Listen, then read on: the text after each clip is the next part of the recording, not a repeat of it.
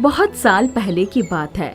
सुकन्या नाम की एक अध्यापिका को एक दूर दराज गांव की कन्या पाठशाला में पढ़ाने की नौकरी मिल गई। 2 कमरों की पाठशाला थी। 3 कक्षाएं अंदर चलती थी और बाकी की 2 कक्षाएं पाठशाला के प्रांगण में चलती थी। सुकन्या की कक्षा में कुल 5 लड़कियां पढ़ती थी। पहले ही दिन इतनी कम छात्राओं को देखकर उन्हें आश्चर्य हुआ। बेटी सुनो, तुम्हारा नाम क्या है? मेरा नाम राधा है। राधा, ये बताओ इस कक्षा में कुल कितनी छात्राएं पढ़ती हैं? पहले कुल 6 छात्राएं थी, अब तो 5 ही रह गई। फुलवा पढ़ाई छोड़कर चली गई है। फुलवा कहाँ चली गई? जी अपने ससुराल चली गई है, उसका विवाह हो गया। सुकन्या को बड़ा आश्चर्य हुआ। फुलवा की उम्र क्या थी? 10 साल की रही होगी। विवाह के पहले विवाह के नाम पर बहुत खुश रहती थी, लेकिन बाद में जब मायके आई तो माँ से रो रो कर कहती थी, अब नहीं जाऊंगी। कुछ देर के बाद जब मध्याह्न की छुट्टी हुई, तब सभी छात्राएं बुलाए जाने पर अध्यापिका सुकन्या के पास आ गई। सभी छात्राओं के शरीर पर फटे पुराने कपड़े उनकी गरीबी की दास्तान सुना रहे थे।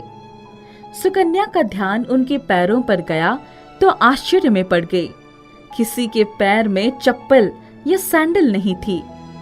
तुम लोग चप्पल सैंडल नहीं पहनती? हमने चप्पल कभी नहीं पहनी है। फूलवा को लाल रंग की सैंडल मिली थी जब वो विदा होकर ससुराल जा रही थी। तुम्हें कपड़े कौन सिलवाता है? हमारे बाबू। बड़ी दीदी को सिलवाया था, उसके बाद छोटी दीदी ने पहना। इस साल मैं पहन रही हूँ। ठीक है, तुम लोग जाओ। 5 छात्राएं चली गई, लेकिन सुकन्या अपनी कुर्सी पर ही सोचते हुए बैठी रही। गरीबी का ऐसा आलम भी हो सकता है। बिना चप्पल और सैंडल के ये गरीब बच्चियां अपना जीवन बिता रही हैं। पाठशाला में पढ़ते पढ़ते ही अचानक विवाह हो जाता है। सुकन्या के मन में बड़ा अफसोस हो रहा था। उन पर दया भी आ रही थी। दूसरे दिन राधा देरी से पाठशाला में आई। वो ठीक से चल नहीं पा रही थी। क्या हुआ राधा, तुम ठीक से चल नहीं पा रही हो? जी पैर में कांच का टुकड़ा लग गया। टुकड़ा निकाल दिया, लेकिन दर्द हो रहा है। बाबू ने हल्दी लगा दी थी, कह रहे थे ठीक हो जाएगा। तुम्हें घर पर आराम करना चाहिए था। अगर तुम्हारे पैरों में चप्पल होती तो ये खतरा ना होता। घर पर आराम नहीं मिलता, माँ की मार मिलती है। जब तक पाठशाला में रहूंगी उनके द्वारा मार खाने से बची रहूंगी। बहन जी, चप्पल हमारे घर में कोई नहीं पहनता। माँ क्यों मारती है? वो इसकी सौतेली माँ है, बहुत मारती है। कितना दर्द, गरीबी और क्या क्या सह रहे हैं ये बच्चे। भगवान ही इनका उद्धार करे। पाठशाला से छूटने के बाद सुकन्या उन बच्चियों के बारे में ही सोचती चली जा रही थी। उसे रास्ते में एक 3 एकड़ में फैला हुआ बाग दिखाई पड़ा। उसमें बहुत सारे वृक्ष और फूलों के पौधे लगे हुए थे। सुकन्या ने एक लड़की से उस बाग के बारे में पूछा, बेटी यहाँ आओ, ये बाग किसका है? ये कन्या पाठशाला का बाग है। सुकन्या ने ये बात सुने तो वो बाग के अंदर चली गई। बाग उसे बहुत अच्छी लगी। इतनी अच्छी बाग है, यदि इसका रख रखाव ठीक से हो तो पाठशाला को अच्छी आय मिल सकती है। छात्राओं को भी इसका लाभ मिल सकता है। अरे, ये पौधे तो कमजोर है, इसे सहारे की जरूरत है। सुकन्या ने उस पौधों को सहारा देने के लिए एक रस्सी से उसे बांधकर उस रस्सी का दूसरा सिरा एक मोटे पेड़ से बांध दिया। वो पौधा सीधा हो गया। सुकन्या ने पूरे बाग का मुआयना किया और भविष्य की योजना उनके मन में आ गई। दूसरे दिन सुकन्या ने पाठशाला में उस बाग के पुनरुद्धार की योजना के बारे में चर्चा की। सुकन्या देखो, ये पाठशाला बच्चों के पढ़ाई के लिए बनाई गई है। हमें इनकी पढ़ाई से ही संबंध रखना चाहिए। बच्चों से बागवानी कराना ठीक नहीं। हम 1-2 पीरियड श्रमदान के लिए रख सकते हैं। बच्चों की कार्य क्षमता भी बढ़ेगी उन्हें सामुदायिक जीवन का ज्ञान होगा। मैं तो उनके अच्छे भविष्य के बारे में सोच रही हूँ। सुकन्या का कहना ठीक है, हमें ऐसे सुधार के कार्य करने चाहिए। बच्चों का मनोबल बढ़ेगा और हमारी पाठशाला का भी नाम होगा। शिक्षिका शशिकला ने सर झुका लिया। कुछ समय के बाद उसने छात्राओं को भड़काना शुरू किया, लेकिन कोई भी छात्रा उनकी बात से सहमत नहीं हुई। वे सब सुकन्या को अपना आदर्श मानती थी। सुकन्या छात्राओं को लेकर समय निकालकर उस बाग का रखरखाव करने लगी। साफ सफाई के साथ साथ सिंचाई भी होने लगी। कुछ दिनों के बाद राधा का ध्यान उस सहारा पाए हुए पौधे की तरफ गया जो बड़ा पेड़ बन गया था। अरे, ये पौधा कुछ दिनों पहले गिर रहा था। मैंने इसे सहारा दिया और अब ये बड़ा पेड़ बन गया है। वो देखो, दूसरे पेड़ों में अच्छे फल भी आ गए हैं, फूल भी खिल रहा है। अरे वाह, वो देखो, पेड़ में सैंडल लटक रहे हैं, बहुत सुंदर है। हाँ, ये तो सचमुच बहुत प्यारे सैंडल है। इतने में पेड़ से आवाज आई, आपने मुझे आधार दिया, इसीलिए मैंने आपकी छात्राओं के लिए आवश्यक सैंडल का इंतजाम किया है। मैं आपके विचार जानता हूँ, इन सब से कहिए। सुकन्या ने छात्राओं को इशारा किया और उन सब ने अपने लिए सैंडल पेड़ से ले लिया। राधा ने भी अपने पैरों में सैंडल पहन ली। मेरे पैर का घाव अभी ठीक नहीं हुआ है, क्या मैं सैंडल को पहनकर चल पाऊंगी? आप इसे पहनकर कदम तो आगे बढ़ाइए, इसके बाद इसका कमाल देखिए। राधा ने सैंडल पहनकर जैसे ही कदम आगे बढ़ाया, उसका जख्म का दर्द गायब हो गया। वो बड़ी खुशी खुशी चलने लगी। ये तो कमाल हो गया।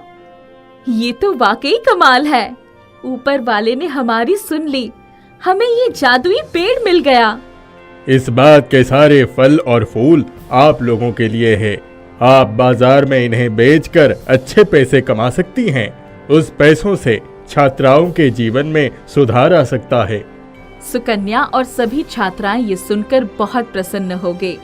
अब किसी भी छात्रा का पैर सूना नहीं रह गया। सबके पैरों में सुंदर सैंडल चमक रहे थे। सुकन्या ने सभी छात्राओं के साथ मिलकर बाग की काया पलट कर दी। बहुत सारे फल फूलों का अच्छा व्यापार शुरू हो गया। बहुत सारे धन की आय होने लगी। छात्राओं के लिए अच्छे अच्छे कपड़े, किताबें और कॉपियां खरीदी गई। छात्राओं को अच्छा खाना, अच्छा कपड़ा, अच्छी सुविधा और शिक्षा मिलने लगी। कन्या पाठशाला एक आदर्श पाठशाला बन गया। ख्याति एक अनाथ बच्ची थी। छोटी सी उम्र में ही उसकी माँ ने उसे एक अनाथ आश्रम के पास छोड़ दिया था और खुद आत्महत्या करके इस दुनिया से विदा हो गई। दरअसल ख्याति एक बिन ब्याही माँ के कोख से जन्मी बच्ची थी। समाज के डर के मारे उसने ये कदम उठाया था। ख्याति की मौसी लता को जैसे ही पता चला कि वो एक अनाथ आश्रम में है, वो उसे वहां से निकालकर अपने साथ अपने घर ले आई। लता के हाथों में बच्चा देख लता का पति सुधीर आश्चर्य में पड़ गया। ये बच्ची किसकी है? तुम कहाँ चली गई थी? सुबह से मैं तुम्हें ढूंढ रहा हूँ। ये बच्ची मुझे रास्ते में पड़ी हुई मिली। उसे रोता देख मुझसे रहा न गया और मैं उसे अपने साथ ले आई। लता अपने पति से झूठ कहती है क्योंकि वो नहीं चाहती थी कि उसकी मरी हुई बहन का नाम बदनाम हो। अच्छा हुआ तुम इसे अपने साथ ले आई। बेचारी बच्ची कितनी मासूम है। न जाने कैसी निर्दयी माँ है जिसने ऐसी फूल सी बच्ची को सड़क पर मरने के लिए छोड़ दिया। सुधीर और लता ख्याति को अपनी बेटी की तरह पालने लगे। कुछ ही समय में ख्याति उनकी लाडली बन गई।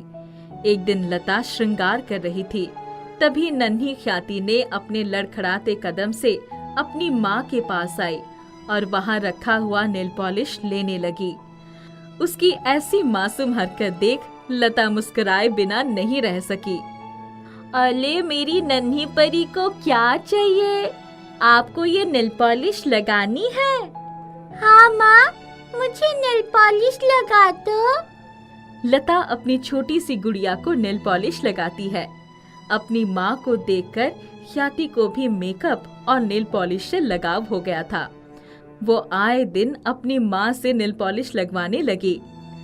कई साल बीत गए और देखते ही देखते वो बड़ी हो गई। एक दिन सुधीर और लता आंगन में बैठे हुए थे, तभी उनकी एक पड़ोसन उनके घर आती है। नमस्ते भाभी जी, कैसी हो? मैं बिल्कुल ठीक हूँ, बताइए कैसे आना हुआ? अरे भाभी जी, आपकी बेटी के लिए मेरे पास एक बहुत ही बढ़िया रिश्ता आया है। आप कहो तो बात आगे बढ़ाऊं? लड़का बहुत ही बड़ा खानदान से है। आपकी बेटी राज करेगी, राज। लता और सुधीर रिश्ते की खबर सुनकर खुश हो जाते हैं। तभी सुधीर पड़ोसन से कहता है, अरे भाभी, अगर आप लड़के और उसके परिवार को जानते हैं तो इससे अच्छी बात और क्या हो सकता है। हमें शादी से कोई आपत्ति नहीं है, लेकिन पहले मैं अपनी बेटी ख्याति से इस बारे में बात कर लूं। उसे कोई आपत्ति तो नहीं है तो हम उसकी शादी करवा देंगे। सुधीर और लता अपनी बिटिया ख्याति को रिश्ते की बात बताते हैं। ख्याति अपनी माता पिता की हर बात मानती थी। आप लोग तो जानते ही हो कि मैं आपकी कोई भी बात को नहीं टालूंगी। वैसे भी आज तक आप लोगों ने मेरे लिए जो कुछ भी निर्णय लिया है वो हमेशा सही ही रहा है। तो शादी जैसे महत्वपूर्ण निर्णय आपने कुछ सोच समझकर ही लिया होगा, इसलिए मुझे ये रिश्ता मंजूर है। हमें तुमसे यही आशा थी। अब जब तुम हाँ कह ही दिया है, हम बिना किसी देरी के लड़के और उसके परिवार से मिलकर तुम्हारी शादी तय कर देते हैं। आपकी खुशी में ही मेरी खुशी है पिताजी, जैसा आप ठीक समझे। सुधीर और लता लड़के वालों से मिलने उनके घर जाते हैं। वहां जाकर उन्हें लड़का और उनका परिवार दोनों ही बहुत पसंद आता है। वे तुरंत मुहूर्त निकालकर उनकी शादी पक्की कर देते हैं। कुछ दिनों बाद ख्याति की शादी हो जाती है। वो विदा होकर अपने ससुराल चली जाती है। शुरू में ख्याति अपने ससुराल में काफी खुश थी, लेकिन धीरे धीरे उसे अपने पति रोहन की असलियत पता चलने लगी। रोहन को जुआ खेलने का बहुत शौक था और वो रोज रात दारू पीकर घर आता और ख्याति को मारता था। एक दिन अपने जुए की लात के कारण रोहन अपना सब कुछ हार जाता है। रोहन की माँ को इस बारे में जानकारी मिलती है। मुझे तुझे अपनी माँ कहते हुए शर्म आ रही है। 1000 बार समझाया था तुझे कि ये सब बुरे काम छोड़ दे। ये सब चीजें तुझे सिर्फ ले डूबेगी, लेकिन तूने मेरी एक ना सुनी। रोज रात आकर मेरी बहू को मारता पीटता है। तू निकल जा यहाँ से। तूने तो हमें कहीं का नहीं छोड़ा। तेरी वजह से हमारे सर से छत भी चली गई। अब क्या हमें मार कर ही दम लेगा? मुझे माफ कर दो माँ, मैं नशे में था। मेरे दोस्त ने चालाकी से मुझसे मेरा सब कुछ छीन लिया। आज मेरी लत के कारण मैंने अपना सब कुछ गवा दिया। अब मैं आप लोगों को गवाना नहीं चाहता। मत रोइए। आपने जो कुछ भी किया वो सब नशे में किया। अब से आप कसम खाइए कि आप ये सब बुरी आदतें छोड़ देंगे और अपने काम में ध्यान लगाएंगे। आज हमारे सब कुछ छीन गया है, लेकिन हमें हार नहीं माननी चाहिए। हम फिर से सब कुछ हासिल कर लेंगे। जैसे तैसे रोहन रहने के लिए एक लकड़ी की झोपड़ी बनाता है। रहने को छत तो मिल गई, लेकिन घर में अन्न का एक दाना भी न था। ख्याति ने अपनी इस हालत के बारे में अपने माता पिता से कुछ भी नहीं बताया। रोहन काम की तलाश में दर बदर भटकने लगा। वो तलाश करते करते थका हारा एक कुएं के पास बैठ अपने आप को कोसने लगा। हे भगवान, ये मैंने क्या कर दिया? कहाँ मैं एक आलीशान घर में रहता था और कहाँ आज एक झोपड़ी में रह रहा हूँ। आज मेरी वजह से मेरी माँ और पत्नी को भी कष्ट उठाना पड़ रहा है। हम अपना पेट काट काट कर अपना जीवन व्यतीत कर रहे हैं। मेरे जैसा नालायक पति और बेटा भगवान किसी को ना दे। रोहन बहुत पछता रहा था। उसको रोता हुआ देखकर अचानक एक आवाज आती है। क्या हुआ बेटा, तुम इतना क्यों रो रहे हो? रोहन वहाँ देखने लगा। अरे यहाँ वहाँ क्या देख रहे हो? मैं तुम्हारे पीछे से बोल रहा हूँ। कौन है आप? आप मुझे दिखाई नहीं दे रहे हैं। जरा मेरे सामने तो आइए। अरे तुम जिसके पास में बैठे हो, मैं वहाँ से बोल रहा हूँ। रोहन पीछे देखता है तो उसे कुआं दिखाई देता है। यहाँ तो कोई नहीं है सिवाय एक कुएं के, और ये आवाज तो कुएं से ही आ रही है। सही पकड़े, मैं कुआं ही बोल रहा हूँ। मैं एक जादुई नेल पॉलिश कुआं हूँ। मैंने तुम्हें रोता हुआ देखा तो सोचा कि तुमसे इसका कारण पूछ लूं। रोहन जादुई नेल पॉलिश कुएं को सब कुछ बता देता है। सारी बात सुनकर पहले तो जादुई नेल पॉलिश कुएं को बहुत गुस्सा आया। फिर उसने रोहन का पछतावा देख उसकी मदद करने की सोचने लगा। तुमने अब तक बड़ी गलतियां की है, लेकिन तुम्हारी धर्मपत्नी का पुण्य तुम्हें बचाने के लिए तुम्हारे आगे खड़ा है। इसीलिए मैं तुम्हारी मदद कर सकता हूँ। मेरी कुछ शर्त है। मेरी मदद से तुम्हें जो भी लाभ होगा उसे तुम गरीबों में भी बांटोगे और उनकी मदद करोगे। तुम सही राह पर चलोगे तो हमेशा सफल रहोगे। हाँ, मैं आपकी सारी बात मानूंगा और गरीबों की मदद करूंगा। तो ठीक है, मुझ में से तुम एक नेल पॉलिश निकाल लो और उसे अपनी नेक धर्मपत्नी के उंगलियों में लगा दो। फिर देखना चमत्कार। रोहन खुश होकर अपनी पत्नी के पास जाता है और उसे सारी बातें बता देता है। ख्याति रोहन के कहने पर वो नेल पॉलिश अपने हाथ में लगा लेती है। आपके कहने पर मैंने नेल पॉलिश तो लगा लिया, लेकिन इससे कुछ फायदा तो नहीं हुआ। कहीं आप दोबारा पी कर तो नहीं आए हो? अरे नहीं बाबा, मैंने कोई नशा नहीं किया है। मैंने तुम्हें जो कुछ भी बताया है वो सब सच है। अगर ये सब कुछ सच होता तो हमें कोई चमत्कार जरूर दिखाई देता। ये आपका कोई वहम होगा। आप वो सब बातें भूल जाइए और घर के बारे में सोचिए। ख्याति इतना कहकर घर के बाहर जाती है और साफ सफाई करने लगती है। वो जैसे ही झाड़ू लेती है, अचानक से देखती है कि घर अपने आप साफ हो जाता है। उससे यकीन नहीं हो रहा था कि ये सब कुछ कैसे हो गया। फिर वो बर्तन धोने जाती है। बर्तन छूते ही सारे बर्तन साफ हो जाते हैं। ख्याति अपने सास और पति को बुलाती है। क्या हुआ? क्यों बुला रही हो? अरे आपकी बात तो सच हो गई। सच में एक जादुई कुएं की नेल पॉलिश है। मैंने अभी जैसे ही झाड़ू को हाथ लगाया तो पूरा घर अपने आप ही साफ हो गया। अरे वाह, ये तो सच में चमत्कार हो गया। ख्याति अपनी झोपड़ी को छू लेती है। झोपड़ी छूते ही वो एक आलीशान महल में बदल जाता है। ख्याति और उसका परिवार ये चमत्कार देखकर बहुत खुश हो जाते हैं। धीरे धीरे उस जादुई कुएं की नेल पॉलिश की वजह से व्यापार में बहुत तरक्की होती है और वे लोग अमीर बन जाते हैं। रोहन गरीबों की मदद करने लगता है। वो बड़ा अमीर बन जाता है। कुछ दिनों के बाद दौलत से अंधा होकर रोहन गरीबों को भूल जाता है। उनकी धर्मपत्नी उसे समझाती है, लेकिन वो उसकी बात पर ध्यान नहीं देता। अचानक उसके व्यापार में घाटा होने लगता है। उसके पास रुपए पैसों की कमी हो जाती है। कर्ज बढ़ जाता है। ख्याति, अब क्या करूं? सारा व्यापार चौपट हो रहा है।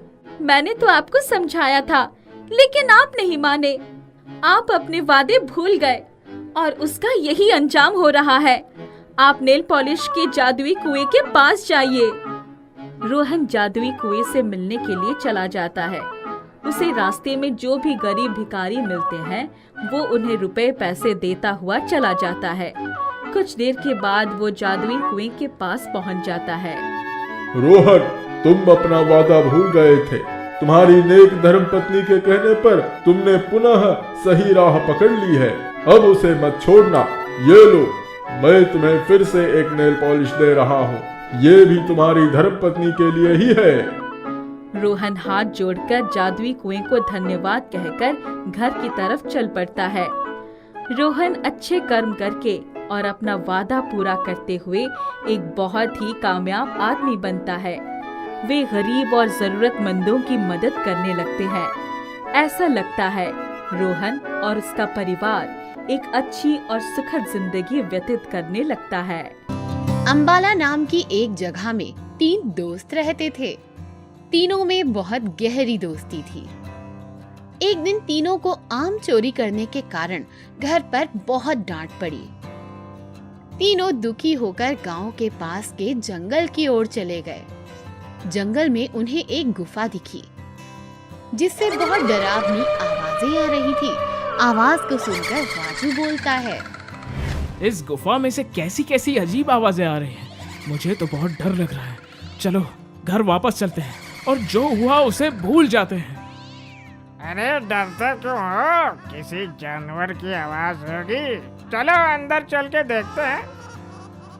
हाँ चलो चलकर देखें आखिर इस गुफा में है क्या। वो तीनों गुफा के अंदर चले जाते हैं। वहां पर उन्हें एक बहुत पुरानी मूर्ति दिखती है जिसके हाथ में एक बहुत ही सुंदर तलवार होती है। जैसे ही राजू तलवार को छूता है वैसे ही एक दरवाजा खुल जाता है। दरवाजा खुलते ही वो तीनों अंदर चले जाते हैं। उस कमरे में उन्हें एक संदूक दिखाई देता है। अरे यार मुझे बहुत डर लग रहा है। हम लोग अभी यहाँ पर क्या कर रहे हैं? हमें तो इस वक्त पर घर पर होना चाहिए। कितना डरते हो यार? वैसे भी हमें हमारे माँ बाप ने घर से निकाला है। हम अपनी मर्जी से बाहर नहीं आए हैं। जो भी है गलती तो हमारी ही थी। हमें जाकर अपने मम्मी पापा से सॉरी बोलना चाहिए। ठीक है चलते हैं, लेकिन पहले देख तो ले इस संदूक में है क्या। राजू बहुत मुश्किल से उस संदूक को खोलता है पर उन्हें संदूक में कुछ नहीं मिलता। हाँ ठीक कहते हो, हमें घर पर वापस चले जाना चाहिए। और वैसे भी हमारी इतनी अच्छी किस्मत कहाँ कि हमें खजाना मिले। यहाँ पर तो कुछ नहीं है। चलो चलो वापस चलते हैं। हाँ सही कहते हो, हमारी इतनी अच्छी किस्मत कहाँ। चलो चलें। जैसे ही तीनों वापस जाने लगते हैं वैसे ही बहुत अजीब आवाजें आने लगती हैं और जमीन हिलने लगती है। वो तीनों बहुत ही डर जाते हैं और चंदू जैसे ही पीछे मुड़कर देखता है तब उसे उस संदूक में एक सिक्का दिखाई देता है जो कि बहुत ही चमक रहा होता है। हाँ ये तो सिक्के की तरह दिख रहा है और बहुत ही चमक भी रहा है। राजू जल्दी से उस सिक्के को उठा लेता है। जैसे ही वो सिक्का उठाता है वैसे ही जमीन का हिलना और आवाज बंद हो जाती है। सिक्के को लेकर वो तीनों गुफा के बाहर निकल जाते हैं। ये सिक्के मेरे हुए। अरे कैसे? सिक्के को पहले मैंने देखा था तो ये मेरा हुआ। अरे अरे तुम लोग झगड़ क्यों रहे हो? एक सिक्का ही तो है, कोई भी रख लो। ये कोई आम सिक्के नहीं है, जादुई सिक्के मालूम होते हैं। इसे तो मैं ही रखूंगा। जादू वगैरह कुछ नहीं होता। अरे जो भी हो, ये सिक्के मैंने पहले देखे थे इसलिए ये मेरे हुए। देख राजू, इसे सीधे सीधे दे दे वरना अच्छा नहीं होगा। राजू और चंदू बहुत बुरी तरह से एक दूसरे से झगड़ा करने लगते हैं। रीता ये सब देखकर सिक्के को हाथ में ले लेती है और बोलती है, अगर ये सिक्का जादुई है तो ये दोनों के झगड़े सुलझ जाएं, ये दोनों पहले की तरह दोस्त बन जाएं। और होता भी वैसा ही है। दोनों सिक्के के बारे में भूल जाते हैं। रीता समझ जाती है कि ये सिक्का कोई आम सिक्का नहीं, ये जादुई सिक्का है। अरे हम लोग यहाँ पर क्या कर रहे हैं? हमें तो घर पर होना चाहिए। चलो जल्दी घर पर चलते हैं, रात भी होने वाली है। हाँ चलो घर चलो। तीनों घर चले जाते हैं। रीता घर जाते ही जादुई सिक्के को हाथ में रखकर बोलती है, मुझे एक सुंदर ड्रेस मिल जाए। जैसे ही वो आँख खोलती है उसके सामने एक बहुत ही खूबसूरत ड्रेस रखा होता है। रीता की छोटी बहन मिनी उसी समय उसके कमरे में आ जाती है और वो उस सुंदर ड्रेस को देखते हुए बोलती है, वाह, ये कितना सुंदर ड्रेस है, किसने दिया तुम्हें? रीता मिनी के सवालों से घबरा जाती है और वो फिर उस सिक्के को हाथ में रखकर बोलती है, मेरी बहन मिनी यहाँ से गायब हो जाए। और फिर वही होता है, मिनी गायब हो जाती है। उसी समय रीता की मम्मी सुनीता मिनी को ढूंढते हुए उसके कमरे में आ जाती है। तुमने मिनी को कहीं देखा क्या? नहीं तो वो अपने कमरे में होगी। मैंने तो उसे तुम्हारे कमरे की ओर आते देखा था। मैंने कहा ना, वो यहाँ पर नहीं है। रीता की मम्मी कमरे से बाहर चली जाती हैं। ये मैंने क्या कर दिया? और वो फूट फूट कर रोने लगती है। अब मैं क्या करूं? रीता रोते हुए फिर उसी जगह पर जाती है जहां पर उसे वो जादुई सिक्का मिलता है। उस सिक्के को उसी संदूक में रखकर वो बोलती है कि मुझे कुछ नहीं चाहिए, मुझे बस अपनी बहन वापस चाहिए। ये कहते हुए वो भागती हुई घर वापस चली जाती है। जैसे ही वो घर के अंदर आती है, वैसे ही वो अपनी बहन को देखकर खुश हो जाती है। उसकी बहन खाना खा रही होती है। फिर उसकी मम्मी रीता को डांटते हुए बोलती है, कहाँ चली गई थी तुम? चलो मुंह हाथ धो और खाना खा लो। एक समय की बात है। रिया नाम की एक लड़की अपने माता पिता के गुजर जाने के बाद अपने चाचा चाची और उनके लड़के मोहित के साथ रहती थी। रिया के चाचा चाची बहुत ही बुरे और कठोर स्वभाव के इंसान थे। रिया के पिता ने अपनी जायदाद उनके नाम लिखी हुई थी और जायदाद के मुताबिक 18 साल का होते ही वो रिया के नाम हो जाएगी। रिया के चाचा चाची उसकी सारी जायदाद अपने नाम कराना चाहते थे। रिया बहुत ही सुंदर और सीधी साधी लड़की थी। वो हमेशा दूसरों की मदद किया करती थी। आसपास के लोग भी उसकी प्रशंसा करते थे। रिया के चाचा चाची जितना अपने बेटे मोहित से प्यार करते थे, उतना ही रिया से चिढ़ते थे।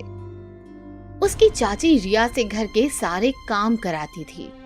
ढंग से साफ कर, और हाँ, किचन में बर्तन भी पड़े हैं, उसे भी साफ कर दे। हाँ, रिया को उनकी बातों का बहुत बुरा लगता था। वो उसी के घर में नौकरों की तरह रहती थी। उसकी चाची उसे खाना भी बचा कुचा देती थी। इतना सब होने के बाद भी रिया खुश रहने की कोशिश करती थी। रिया को चिड़ियाओं से बहुत लगाव था।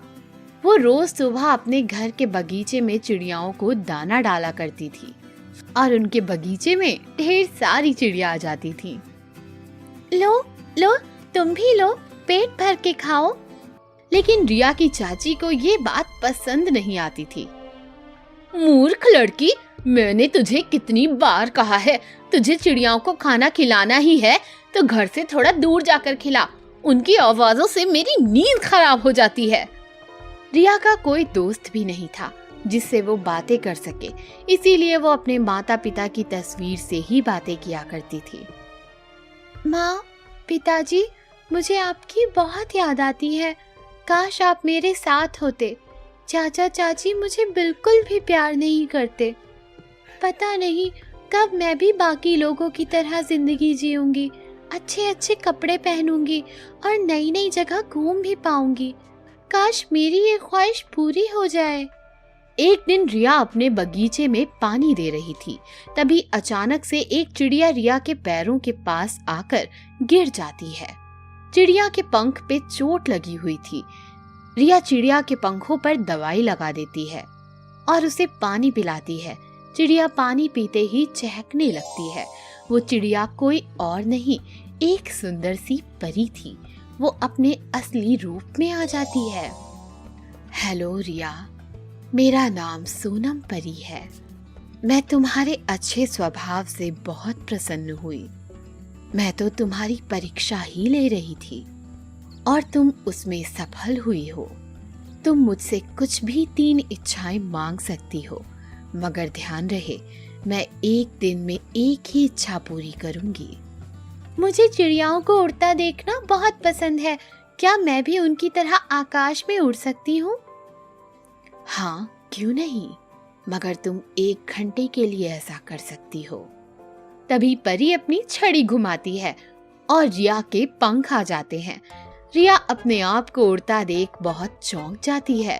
रिया परी के साथ आकाश में उड़ने लगती है। रिया कभी बादलों के बीच में तो कभी सुंदर से झरने के ऊपर से उड़ती है। हे वाह, मुझे बहुत मजा आ रहा है।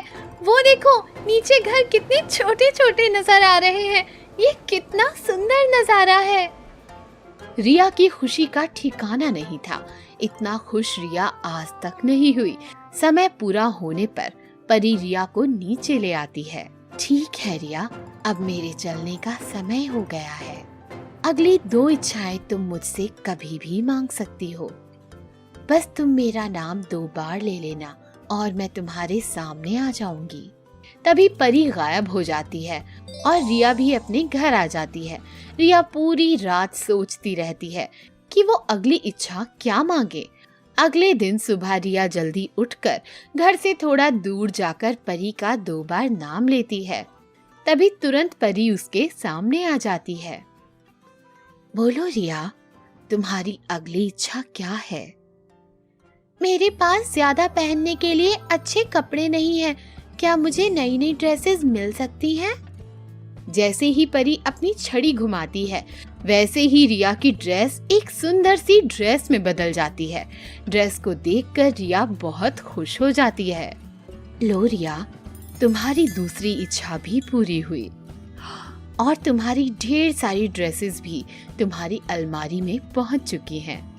ये कहते ही बस परी वहां से गायब हो जाती है। घर आते ही रिया अपनी अलमारी खोलकर अपनी ड्रेसेस देखने लगती है। अरे वाह, ये तो बहुत सुंदर सुंदर ड्रेसेस हैं। इन्हें पहनने के बाद तो मैं बहुत सुंदर लगूंगी। ए लड़की, ये नई ड्रेस कहाँ से आई तेरे पास? कहीं से चुरा के लाई है क्या? नहीं चाची, मैंने कुछ पैसे जोड़ रखे थे, उन्हीं पैसों में से लेकर आई हूँ। रिया की चाची उसे बहुत डांट रही थी। तभी उसके चाचा पीछे से आते हैं और रिया को अपने कमरे में भेज देते हैं। अरे भाग्यवान, ये तुम क्या कर रही हो? अगर इसे इस बात का जरा भी बुरा लग गया और ये घर छोड़कर चली गई तो हमारे सारे किए किराए पर पानी फिर जाएगा। कुछ ही दिनों की तो बात है, इससे थोड़ा प्यार से पेश आओ। उस दिन से रिया के चाचा चाची उससे अच्छे से बातें करने लगते हैं। रिया को भी उनका इतना बदला हुआ बर्ताव देखकर कुछ भी समझ नहीं आ रहा था। 2 दिन बाद रिया का जन्मदिन था। रिया इस बात से अनजान थी कि उसके 18 साल के होते ही उसके चाचा चाची उसे घर से बाहर निकाल देंगे। देखते ही देखते 2 दिन बीत जाते हैं और रिया 18 साल की हो जाती है। उसके चाचा चाची एक कागजात पर उसके साइन ले लेते हैं। उनके नाम हो जाता है। घर नाम होते ही वो दोनों रिया को घर से बाहर निकाल देते हैं। रिया एक पेड़ के पास बैठी रो रही होती है। तभी उसे अपनी आखिरी इच्छा मांगना याद आता है। जैसे ही वो परी का 2 बार नाम लेती है, परी उसके सामने आ जाती है। बोलो रिया, तुम्हें तीसरी इच्छा क्या मांगनी है? मेरी तीसरी इच्छा है कि मुझे मेरे सपनों का राजकुमार मिल जाए, जिसके साथ मैं अपना सारा जीवन हंसी खुशी बिता सकूं। रिया, तुम्हारी तीसरी और आखिरी इच्छा पूरी होती है। मेरे जाते ही तुम्हें तुम्हारे सपनों का राजकुमार मिल जाएगा। बस ये कहते ही वो परी वहां से गायब हो जाती है। तभी अमीर खानदान का एक लड़का वहां आ जाता है और वो रिया से शादी का हाथ मांगता है। फिर रिया उससे शादी कर लेती है और अपना जीवन उसके साथ हंसी खुशी बिताने लगती है। दूसरी तरफ उसके चाचा चाची को उसका बेटा मोहित कुछ समय बाद घर से बाहर निकाल देता है। इसीलिए कहते हैं ना, जो जैसा करता है उसे वैसा ही फल मिलता है।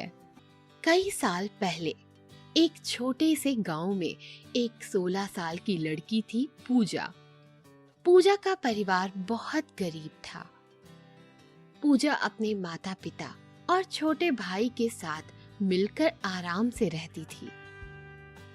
पूजा के पिताजी एक दर्जी थे। वो बहुत खूबसूरत कपड़े सीते थे, पर गांव में उनकी कला के उनको ज्यादा पैसे नहीं मिलते थे। आप भी दिन रात कितनी मेहनत करते हैं, पर फिर भी मुश्किल से घर में 2 पैसे आते हैं। आखिर ये कब तक चलेगा? अरे पैसे नहीं है तो क्या हुआ? मेरे ग्राहक मेरे बनाए कपड़े देखते हैं और खुश होते हैं। बस यही मेरा इनाम है।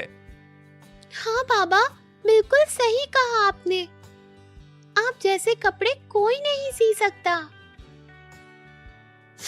जैसा बाप वैसी बेटी। माँ अपनी बेटी के सुनहरे भविष्य के सपने देख ही रही थी और दिन यूं ही निकलते गए। एक डॉन अचानक गांव में वहां महल के सिपाही डंका बजाते हुए एक जरूरी घोषणा करने लगे। सुनो सुनो सुनो, 2 दिन बाद महल में बड़ा जश्न है। हमारे राजा के राजकुमार परसों 18 साल के हो जाएंगे। महाराज और महारानी ने इस खास मौके पर गांव के सभी लोगों के लिए एक खास उत्सव रखा है। सभी लोगों को महल के अंदर जाने की इजाजत मिलेगी। तरह तरह के पकवान होंगे और खूब सारे खेल तमाशे देखने को मिलेंगे। गांव के सभी लोग ये खबर सुनकर खुशी से झूम उठे। अरे वाह, महल में त्योहार! मैं तो बहुत सारी मिठाई खाऊंगा। मिठाई? मैं तो पकवान भी खाऊंगा। हाँ, मैं भी। मेरी माँ मेरे लिए एक नई शेरवानी लाई है। मैं वो ही पहनकर जश्न में जाऊंगा। बाकी के बच्चे और बड़े जहाँ खुशी से अपने कपड़ों की चर्चा कर रहे थे, वहीं पूजा खामोश खड़ी थी। अरे पूजा, तुम तो कुछ भी नहीं बोल रही हो। मैं क्या बोलूं? कुछ भी। तुम जश्न में क्या पहनोगी? मैं पूजा ने जब सभी बच्चों को हंसते हुए देखा तो वो बहुत उदास हो गई और घर लौट गई। माँ, बाबा, मुझे आपसे कुछ कहना है। बोलो पूजा बेटे, क्या बात है? मैं कल जश्न में नहीं जाऊंगी। क्या? पर क्या हुआ पूजा, क्यों? कुछ नहीं, बस मेरा मन नहीं। ऐसा कहकर पूजा अपने कमरे में चली गई। अरे, इस लड़की को अचानक क्या हो गया? शायद उसे अपने पुराने कपड़ों के कारण शर्म आ रही होगी। रात भर रोकर पूजा आखिर सो गई। दूसरे दिन सुबह होते ही पूजा घर से निकलकर पास वाले बाग में बैठी हुई थी। इस बाग में ही मुझे शांति मिलती है। यहाँ के पेड़ पक्षी मेरा मजाक नहीं उड़ाते। यही मेरे सच्चे दोस्त हैं। कुछ देर पेड़ पक्षियों के साथ खेलकर पूजा की आंख लग गई और वो वहाँ पेड़ के नीचे ही सो जाती है। अरे, अब मैं राजमहल के जश्न में कैसे जाऊंगी? मेरे पास तो ढंग के कपड़े भी नहीं हैं। पूजा को नींद में बात करते हुए सुनकर आम के पेड़ ने उसे आवाज लगाई। पूजा बेटा, घबराओ मत, मैं तुम्हारी मदद करूंगा। कौन है यहाँ? मैं हूँ बेटा, आम का पेड़। जरा ऊपर देखो। अरे, आप बोल सकते हैं? हाँ पूजा, हम सब पेड़ पशु पक्षी सभी बातें कर सकते हैं, पर हमारी बातें सिर्फ वो ही सुन सकता है जो दिल का सच्चा हो। पर बेटा, इस बाग में एक परी रहती थी। उसने हम सभी को वरदान दिया था कि हम सब एक दूसरे से इंसानों की भाषा में बात कर सकते हैं। मैंने तुम्हारी बात सुन ली। तुम चाहो तो मैं तुम्हारी मदद कर सकता हूँ। आप? पर कैसे? मैं ही नहीं, मेरे साथ साथ बाकी पेड़ पौधे और पशु पक्षी भी तुम्हारी मदद करेंगे। आखिर तुम हम सबको अपना दोस्त जो मानती हो। ओह, सच में? पर आप कैसे मेरी मदद करेंगे? कल महल में राजकुमार के जन्मदिन का उत्सव है। गांव के सभी बच्चे वहां जाकर खूब मजे करने वाले हैं। पर मेरे पास तो पहनने के लिए ढंग के कपड़े भी नहीं हैं।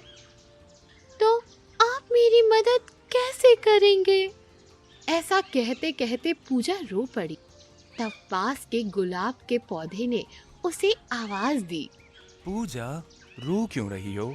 हम हैं ना, जरा अपने आसपास नजर डालो। पूजा ने अपने आसपास देखा तो पूरा का पूरा बाग रंग बिरंगे फूलों से भरा हुआ था। तुम हम सब पेड़ पौधों और पक्षियों के पंख और पत्तियां लेकर घर जाओ और अपने बाबा से कहो कि इन सब से तुम्हारे लिए एक खूबसूरत ड्रेस बना दें। सच में? आप मेरे लिए इतना सब करेंगे? पर आपको दर्द नहीं होगा? बेटा, अगर तुम थोड़ा प्यार से तोड़ोगी तो नहीं होगा, और आखिर एक दोस्त ही दोस्त के काम आता है। ठीक है। पूजा ने धीरे धीरे हर पेड़ पौधे से कुछ पत्ते तोड़े और फिर एक प्यारे से मोर ने उसे अपना पंख भी दे दिया। पूजा ये सब लेकर अपने पिता के पास गई। बाबा, ये देखिए, मैं आपके लिए क्या लाई हूँ। ये सब क्या है बेटी? ये सब मैं पास वाले बाग से लाई हूँ। इन सब से क्या आप मेरे लिए एक ड्रेस बना सकते हैं? ड्रेस? मगर अगर आप मेरे लिए एक अच्छा सा ड्रेस बना देंगे तो मैं भी राजकुमार के जन्मदिन के जश्न में हिस्सा बन सकूंगी। पूजा की बातें सुनकर उसके पिता ने यहाँ वहाँ देखा। पूजा बेटी, मैं वादा तो नहीं कर सकता, पर हाँ, कोशिश जरूर करूंगा। और फिर पुराने कपड़ों के कुछ बचे हुए टुकड़े उठाए और काम पर लग गए। पूजा के बाबा ने उसके लिए बड़े प्यार से एक अनोखा ड्रेस बनाया, जिसे देखकर पूजा बहुत खुश हो गई। वाह बाबा, ये तो कमाल का है। मैं इसे अपने दोस्तों को दिखाकर आती हूँ। पूजा ने अपनी नई ड्रेस पहनी और बाग के सभी दोस्तों को शुक्रिया किया। फिर दूसरे दिन वो उस ड्रेस को पहनकर महल की ओर चल पड़ी। अरे वाह चिंटू, तुम तो बड़े खूबसूरत लग रहे हो। तुम भी नई शर्ट में छा गए बबलू। पूजा को रंग बिरंगी चमकदार ड्रेस में महल के अंदर आते देख सभी लड़के लड़की हैरान हो गए। पूजा अपने निराले ड्रेस में किसी राजकुमारी से कम नहीं लग रही थी। थोड़ी देर बाद जब महाराज और महारानी महल के बाहर आए तो उन्होंने कहा, आप सभी लोगों का धन्यवाद। आप सभी लोगों के आने से हमें बहुत खुशी हुई है। आज मेरे बेटे का जन्मदिन है। आज मैं यहाँ सबसे खूबसूरत दिखने वाले को अपने हाथों से पुरस्कार दूंगी। सभी लड़के लड़की एक लाइन में खड़े हो गए और फिर महाराज और महारानी एक एक करके उनके पास आए। अरे वाह, तुम्हारी ड्रेस तो बहुत ही सुंदर है। कौन हो तुम? और इतनी अच्छी ड्रेस कहाँ से लाई हो? मैं पूजा हूँ, गांव के दर्जी की बेटी। ये ड्रेस उन्होंने अपने हाथों से मेरे लिए बनाया है। यहाँ आओ बेटी, तुम हम सबके साथ ही बैठो। तुम्हारे बाबा ने तुम्हारे लिए बहुत ही प्यारी फ्रॉक बनाई है। शुक्रिया महारानी जी, पर मुझे माफ कर दीजिए। मैं यहाँ अपने सभी दोस्तों के साथ ही बैठूंगी, वरना इन्हें बुरा लगेगा। तुम बहुत अच्छी लग रही हो। तुम्हारा दिल भी बहुत साफ है। मैं तुम्हारे सरल स्वभाव से खुश हूँ। मैं तुम्हें इनाम दूंगी। पूजा की बातें सुनकर सभी बच्चों को शर्म आ गई और उन्होंने पूजा से माफी मांगी। तो दोस्तों, इस तरह से हम देख सकते हैं कि जिसका दिल खूबसूरत होता है, उसकी खूबसूरती लाख कोशिश करने के बाद भी नहीं छुपती।